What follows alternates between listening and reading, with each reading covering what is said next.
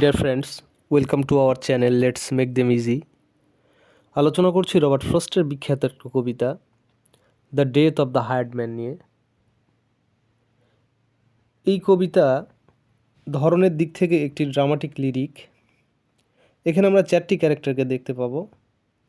একটা হচ্ছে মেরি, যে স্ত্রী; ওয়ারেন, সে স্বামী; এবং তাদের কাজের লোক হচ্ছে সাইলাস। এবং এই সাইলাসের একজন অ্যাসিস্ট্যান্ট রয়েছে যার নাম হচ্ছে হ্যারল্ড উইলসন। তো এই সাইলাস এবং হ্যারল্ড উইলসন কবিতায় তারা অংশগ্রহণ করবে না বা তাদেরকে আমরা দেখতে পাবো না, কিন্তু মেরি এবং এই ওয়ারেনের ডায়লগ বা কথোপকথনের মধ্য দিয়ে সাইলাস সম্পর্কে একটা পরিষ্কার ধারণা পাবো আমরা। এবং সাইলাসই হচ্ছে এই কবিতার সেন্ট্রাল ক্যারেক্টার। তাকে কেন্দ্র করে এই কবিতাটি সামনের দিকে অগ্রসর হবে। কবিতার শুরুতে আমরা দেখতে পাচ্ছি, Mary sat musing on the lamp flame at the table waiting for Warren. অর্থাৎ মেরি ল্যাম্পের আলোতে টেবিলে বসে ওয়ারেনের জন্য অপেক্ষা করছে। কিন্তু আজকে আমরা লাইন বাই লাইন কবিতা ট্রান্সলেট করব না, কবিতাটা অনেক বড়, শুধু সামারিজ নিয়েই আলোচনা করব। এবং এই ওয়ারেনের কাছ থেকে মেরি বাজারটা রিসিভ করে এবং তাকে একটা সংবাদ দেয় যে তাদের কাজের লোক সাইলাস ফিরে এসেছে।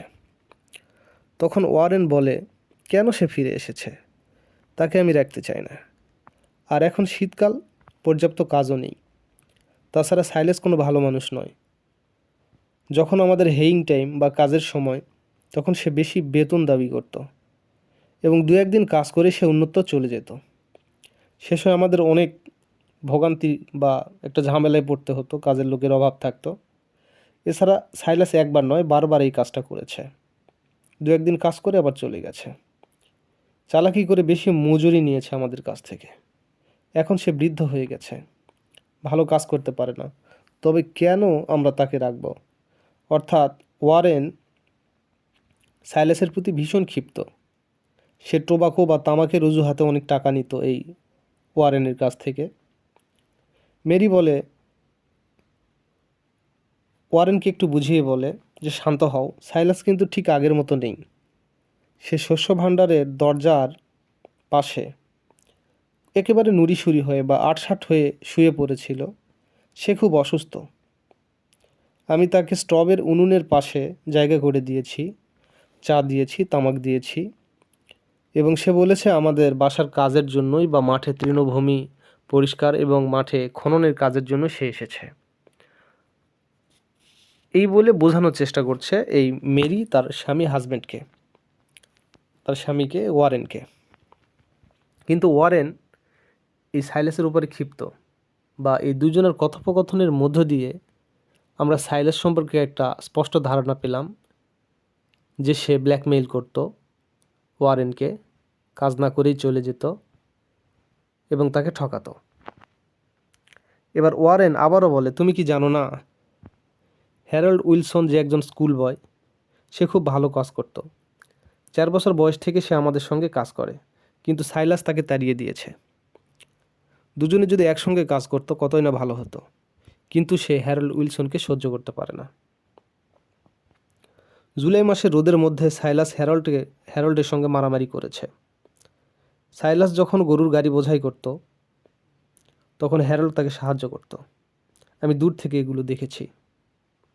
মেরি ওয়ারেনকে একটু বুঝিয়ে বলে যে একটু শান্ত হও, হয়তো সে সময় সাইলাসের খুব একটা ভালো মুড ছিল না।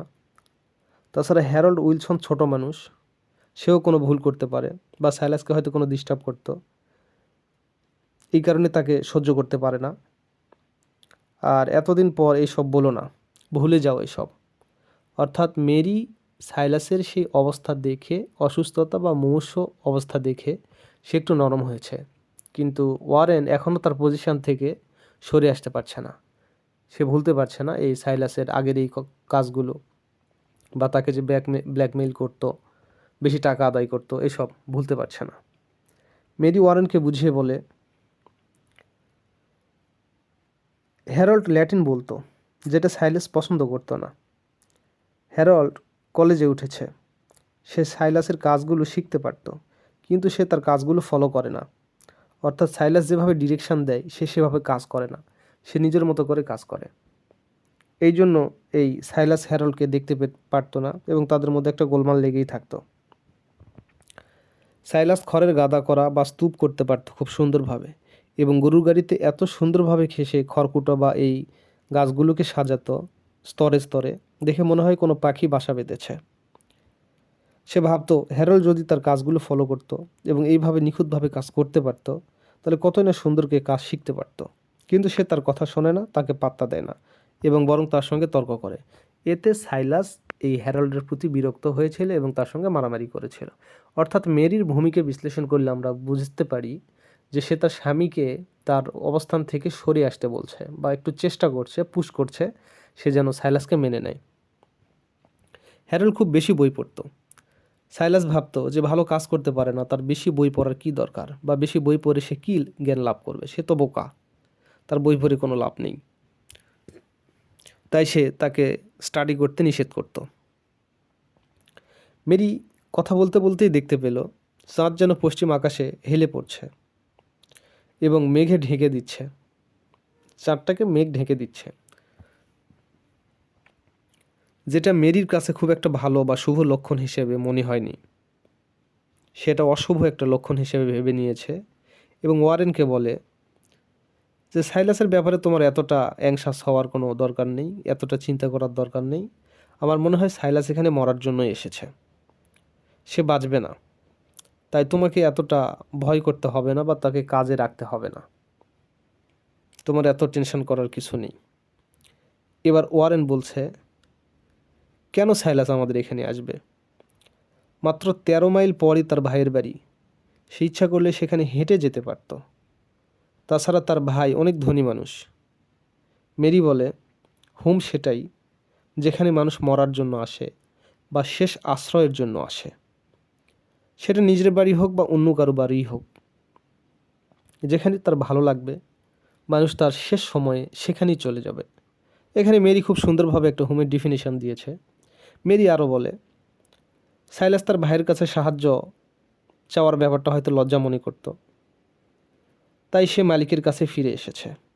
এখানে তার লজ্জার কিছু নেই, সে ভেবেচিন্তে এখানে এসেছে। তার শারীরিক অবস্থা দেখে আমি কষ্ট পেয়েছি, সুতরাং তোমার উচিত তার বিরুদ্ধে না বলে অন্তত তার সঙ্গে দেখা করা এবং একটু কথা বলা। ওয়ারেন ভিতরে যায় এবং ফিরে এসে সাইলাস মারা গেছে এই সংবাদটা মেরিকে দেয়। অর্থাৎ মেরির যে দুশ্চিন্তা ছিল সেটা সঠিক হয়েছে এবং ওয়ারেন মেরিকে এসে অত্যন্ত অপরাধী অপরাধী ভাব নিয়ে বলে যে ওয়ারেন বলে যে সাইলাস মারা গেছে।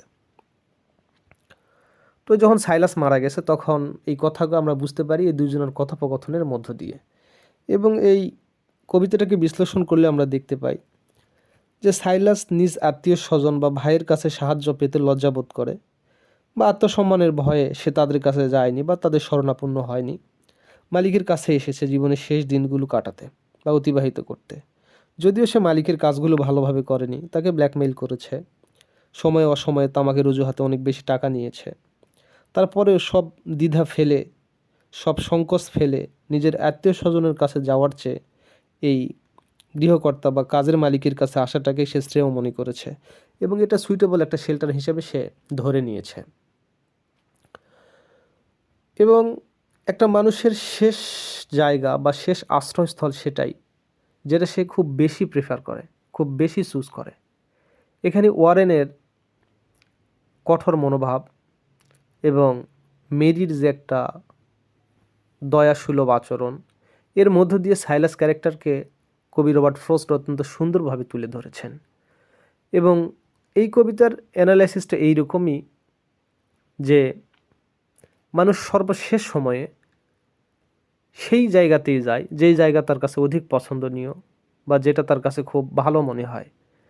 এবং এই কবিতায় এখানে সাইলাসের ক্যারেক্টারটা এরকম ছিল, স্বার্থপর একটা ক্যারেক্টার, এবং মেরির চেষ্টা ছিল তার স্বামী ওয়ারেনকে সাইলাসের দিকে নিয়ে আসা বা তাকে ক্ষমা করে দেওয়া, স্বাভাবিকভাবে মেনে নেওয়া। এই কয়েকটা থিমই এখানে কাজ করেছে।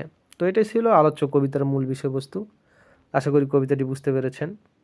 ধন্যবাদ সবাইকে সাথে থাকার জন্য।